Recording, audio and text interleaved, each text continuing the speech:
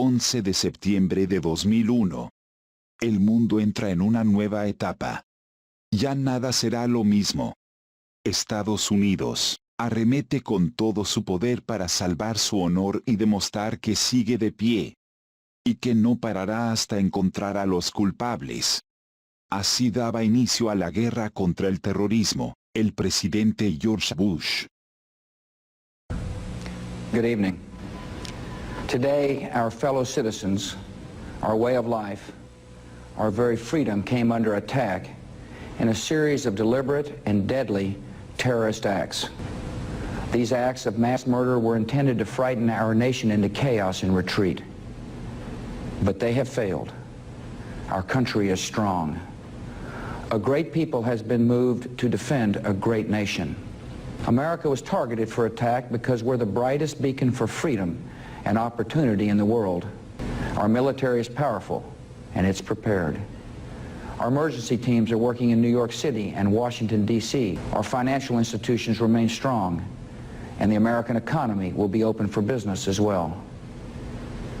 The search is underway for those who are behind these evil acts. I've directed the full resources of our intelligence and law enforcement communities to find those responsible and to bring them to justice. America and our friends and allies join with all those who want peace and security in the world, and we stand together to win the war against terrorism. Hoy, Estados Unidos se siente nuevamente amenazada. El presidente Donald Trump acusó a la Organización Mundial de la Salud de tomar medidas muy tarde y dejar que el virus se diseminara por todo el mundo. También acusó al gobierno chino de ocultar información y aseguró que se iban a investigar las causas de la procedencia del virus y que se tomarían medidas si el virus fue liberado intencionalmente. ¿Acaso podría este ser un nuevo 11S? La economía norteamericana se derrumba. El precio del petróleo cae, y las muertes por el virus aumentan estrepitosamente cada día. Nueva York, la ciudad donde se maneja la economía mundial, está en jaque nuevamente. El virus impactó de lleno, siendo esta una de las ciudades con más casos y muertes de Estados Unidos. En el informe que verás a continuación, escucharás las opiniones que intentan imponer a la sociedad americana la idea de que el gobierno comunista de China es la amenaza contra el cual Estados Unidos debe reaccionar.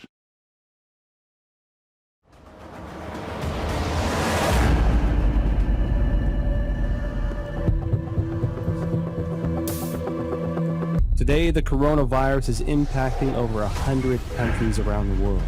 Billions of lives are at risk. And from what is said by the Chinese Communist Party, this allegedly started spontaneously in the seafood market in Wuhan, China. This journal article is very important. It reveals a lot of important information. For example, this paper talk about the first patient onset was actually on December 1st. These patients not related to Huanan seafood market. Certainly the Lancet paper showing that supposed patient 0 was nowhere near the market. Secondly, that there are no bats in the seafood market or anywhere close. The numbers that we're getting from China about new infections and deaths are highly suspicious. It appears that the party's main goal here is suppression of information, controlling the narrative. I certainly believe that the 100% amino acid similarity says it can't possibly be a natural mutation.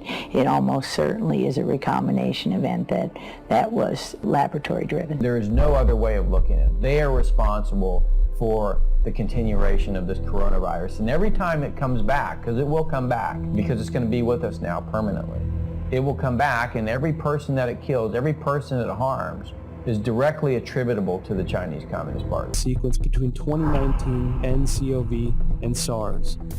They discovered that 2019 nCoV had 4 new sequences inserted, all of which can be found in HIV sequences through a search on GenBank. They were working on developing a coronavirus for the human host, which, leads you to question, why would you be creating a coronavirus that can infect humans?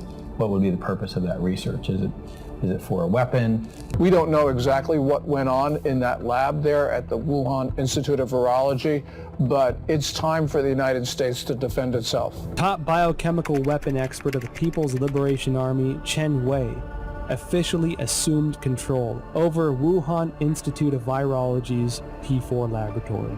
Suspected of leaking the virus, military biochemical weapons expert assumes control. Biosecurity law.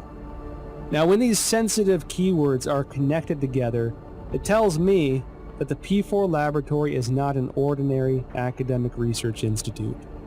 Based on research conducted by the General Directorate of External Security, IPPR had close ties to subsidies of the Chinese military, some of which were already targets of concern by the American CIA. P4 laboratory was operational, and French security continued to suspect that the Chinese regime was conducting biochemical weapons experiments. The People's Liberation Army published a book, Unrestricted Warfare, in which strategies for a weaker nation to combat a stronger nation are discussed in the context of modern warfare. Dr. Francis Boyle, a Harvard PhD famous for drafting the Biological Weapons Anti-Terrorism Act of 1989, clearly expressed, the novel coronavirus we're seeing here is an offensive biological warfare weapon. The CCP is usually known to have a proactive biological warfare portfolio, including state-funded and sponsored research activities. I believe they have them.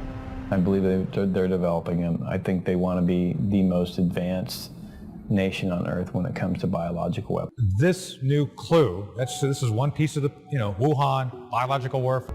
Last May, the Communist Party, through People's Daily, carried a piece which said that there was a quote-unquote people's war against the United States. They've declared war on us. We have to respond. There is a war. China's told us there's one. It's a shame that American corporations, especially social media, like Google, like Facebook and Twitter, they're trying to censor or ban or shadow ban or manipulate algorithms, so on and so forth, to prevent an actual honest conversation. The best way this is going to be answered, all this, and we want the truth. Every country has diseases, but in China they become national emergencies and global emergencies because the real disease here is communism. Communist Party is malign and it is grossly irresponsible. It has pressured governments to keep their borders open, and it had to know that that would result in the fast spread of coronavirus to other countries. This is the worst sort of behavior, and the world's got to understand that there will not be peace, there will not be good order and stability in the world as long as the Communist Party rules China. It's not China's a sick man of Asia. It is the Communist Chinese Party that's the sick man of Asia. So this is just the essential nature of Chinese communism. Chinese communism is evil. Evidently, the CCP violated the international health regulations. The United States and the international community must regain their senses and take action. I want them to see the true nature of the Chinese Communist Party, because when they do, they're going to wake up. And when that happens, democracies will begin to flourish again. And when that happens, perhaps, just perhaps, the people of China will have a chance.